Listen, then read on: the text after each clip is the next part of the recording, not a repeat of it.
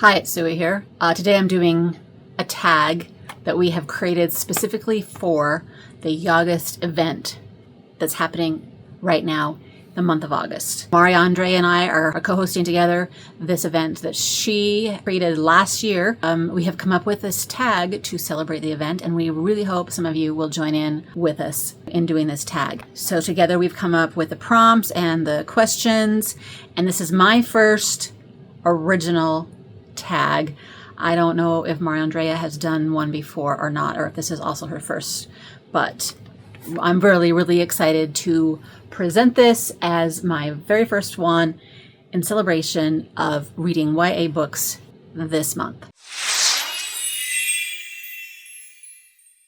So we are calling this one The Summer I Turned to UGUST. So a little spoof on the title, The Summer I Turned Pretty, which is a book by Jenny Han. It's a series, actually, and it's currently on Netflix as a TV show. So I don't know if anybody's watching it. I haven't watched it yet, so I don't know how the adaptation is going, but it's a really great series. So for other series you're probably also familiar with, To All the Boys I've Loved Before, which was also a Netflix series. Anyway, that's the title of this tag, The Summer I Turned to UGUST. Andrea thought of the prompts that tie into like get to know you games, kind of.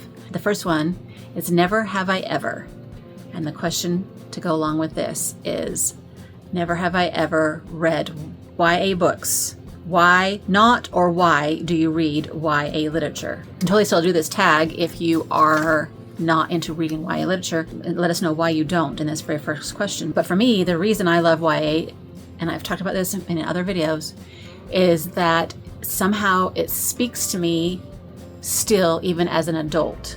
Just the coming of age stories, the experiencing things for the first time, all of that still resonates really a lot with me.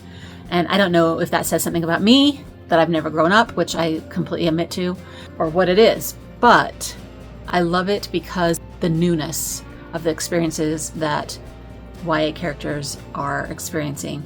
And I love them because they are taking the same sort of events that adults are experiencing, but compacting them into a little more intense story, because the books are usually a little shorter, maybe a little more quick paced, so you get the best plots, I think, also in YA, because everything's just faster and tighter, if that even makes sense. I don't know. I just really love YA books for so many reasons. I feel like the best authors are writing YA, the best stories, the best characters can be found in YA books. And some of the best classics are actually considered YA books now. And so it's just something that I love to promote, because I feel like, this is another question later on, I feel like categorizing it as YA turns some people off of it, which makes me sad, because you're missing out on so many amazing, wonderful books. So I'd like to try to put out the message that just because it's marketed towards young adult kids does not necessarily mean that they are not for adults also. Okay, the second one, 2 truths and a lie. What are 2 facts about YA literature and 1 lie or myth commonly believed about YA books? So I've kind of touched on that already. 2 truths to me are that YA books are well written and that they contain deep and meaningful and life-affirming messages, just as much as adult books do. And the myth commonly believed about YA books is maybe that they're more childish and more juvenile than adult books. Now, I could say that maybe some of them are that way, but that is not the majority of YA books. And you could say that some adult books are a little childish and juvenile too, I would say. So that's just sort of something that might happen with any literature, and it's not something that's just more prevalent in YA books necessarily. Okay? That's the myth that I feel anyway. This third one, the prompt is if, and then the question is, if you could time travel with your favorite teenage protagonist, what would your time travel adventure be? How would your time travel companion be perceived by audiences past and present? How might your time travel companion be perceived by readers in the future, like 100 years from now? Whoa, this feels like a deep question. I don't know who my favorite protagonist is, but I'm gonna go with Katniss because she is a great one, and many people's favorites probably Katniss from Hunger Games. So if I could take her with me and we could go on a time travel adventure, I have no idea. What would be a great time travel adventure? Should we go back to like Jane Austen times? What's that called? Victorian time period? Regency era? Would it be fun to take Katniss back to that time period? I think so. And how would people perceive her? They might think she's a little bit outspoken and maybe a little bit too feisty, but you know, Elizabeth Bennet was that way too. Speaking of, I think Elizabeth and Katniss would get along really, really well. So that one might be fun. It might be fun to go on a time travel adventure with Katniss back to that time period. And if we went forward in the future, I think Katniss is going to do perfectly fine. And she would fit in really well. Technically, is she kind of from the future? Maybe the near future, but she would do great in the future for sure. And it would be really fun to see how she would do in the past. Okay, this or that. This one's about books adaptations. Do you read the book before you watch the adaptation? Do you prefer the book or the adaptation? And did the book or the adaptation appeal more to adults? So yes, I always try to read the book first. I don't know that I am necessarily always able to do that, but I always try to do that. And most of the time I have done that, because usually when things are made into an adaptation for TV or film, they're usually really popular books, which means I've probably read them already. But I do always prefer the book, always. I mean, some adaptations are great, and I'm going to talk about that in a different video coming up in this month. So look for that, but the book's always better. Always better, guys. I think my daughter Tori has a t-shirt that says, "The book was better." And it's true. The book is always better. As far as that other part of this question, did the book or adaptation appeal more to adults? I don't know. Because since my brain must be somewhat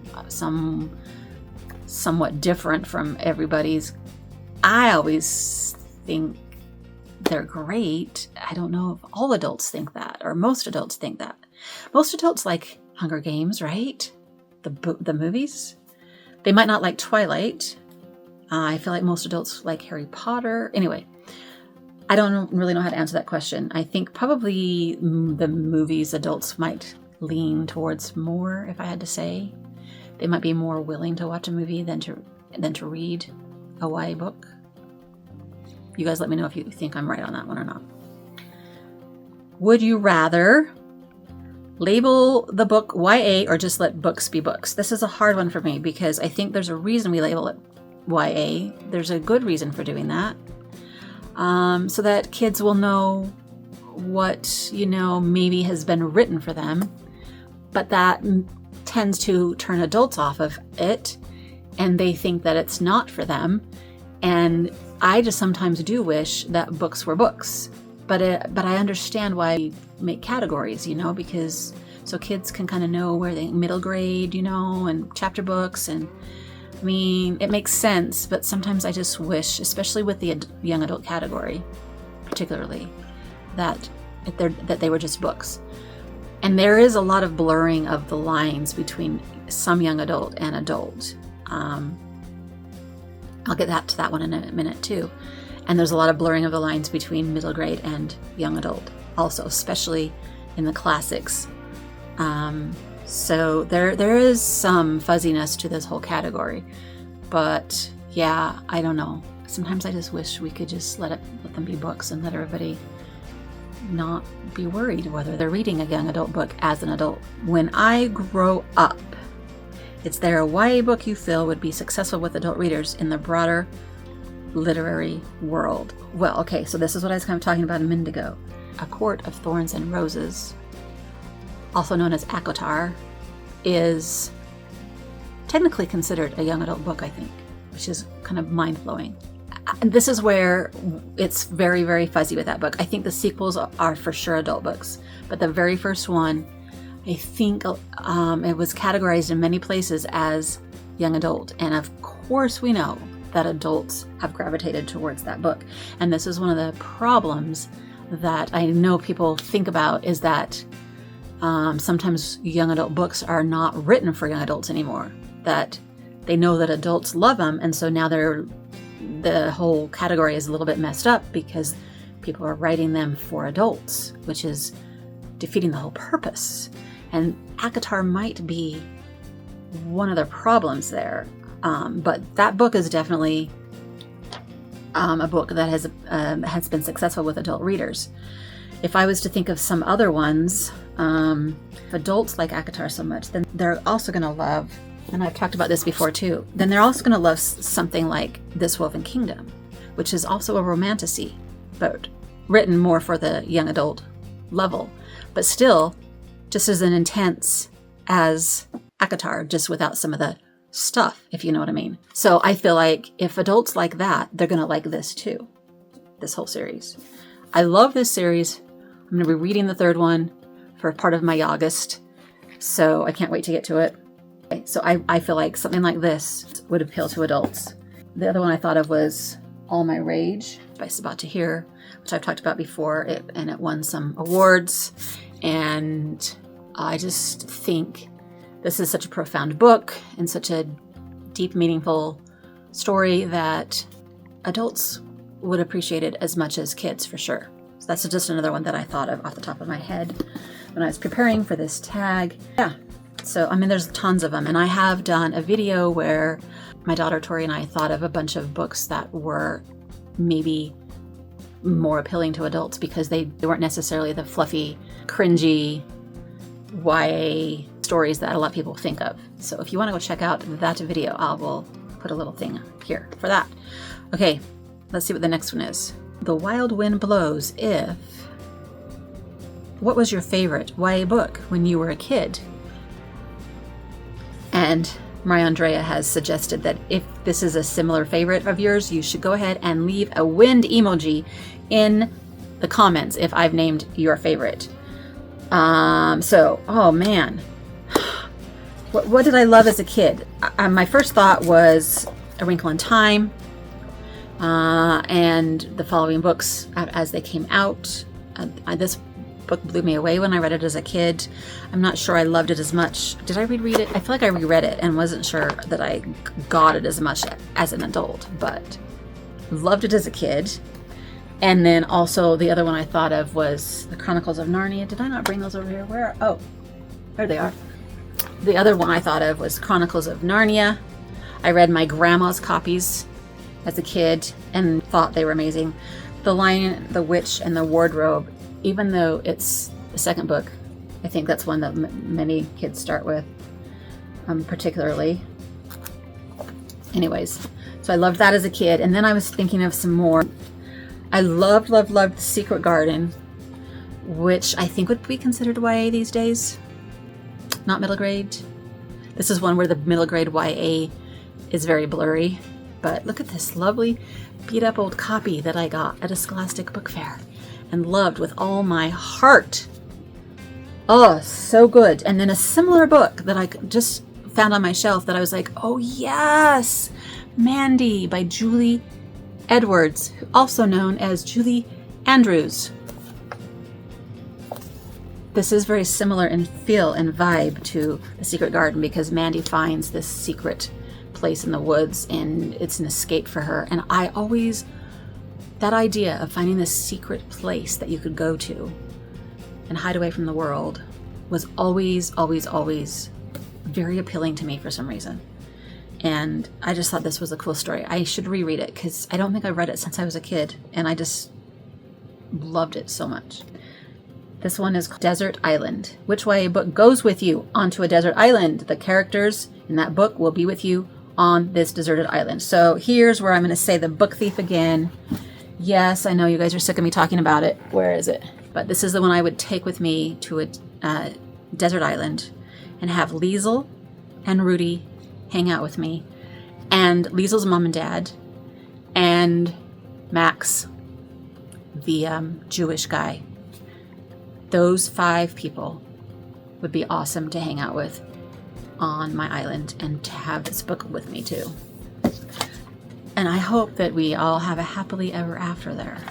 Taboo, Describe the YA book you think everyone should read without saying words in the title or naming the author. Have the viewers guess the book first without checking the description box for the answer. So I'm not going to do The Book Thief, even though that's the one I think everyone should read. Hopefully everyone's already read it. And I've talked about so many of these other books. So I was trying to think of another book that maybe I haven't talked about so much that I could describe to see if you could think of what it was. And of course I think everyone should read it. This book is about two teenagers who happen to meet up in New York City one day. The girl is Jamaican. The boy is Korean American. And they accidentally find each other. It's just one day. And they both have these things that they got to do that day. And they're really hard things that they have to get done that day. And they both come from cultures where their parents are expecting certain things of them. And where they are expected to maybe fall for certain type of people, and each other is not that certain type. And so they spend the day together as they go about this task that they have to do. And then they have to decide by the end of the day whether they're going to, if that's going to be it, or whether they might be able to see each other again. Does anybody know what book I'm talking about? I will let you know in the description and perhaps maybe at the end of this video. And I think that's the end of this tag. So in the description, I'm tagging everyone that I can think of because this is an original tag and I want to spread the word and try to get as many of you people to participate as we possibly can. So I'm going to tag everyone I can think of. And I would love it if you would join us and let us know, even if you're not a reader of YA necessarily, let us know your thoughts about it, why you don't read as much YA as I do. But you can still tell us like what books you loved as a kid and how you feel about some of these other questions. I really do hope you'll join us. Happy UGUST, everyone. And until next time, happy reading too. Bye. Okay, for those who are watching to the end, the book I was talking about is The Sun Is Also a Star by Nicola Yoon. I think this was made into a movie or a series too. I have not watched it, I don't think. I'm really behind on all the things that have been turned into movies and stuff. But she also wrote Everything, which is really good. Anyway, that's the book I was talking about. Let me know if you've read it and if you were able to guess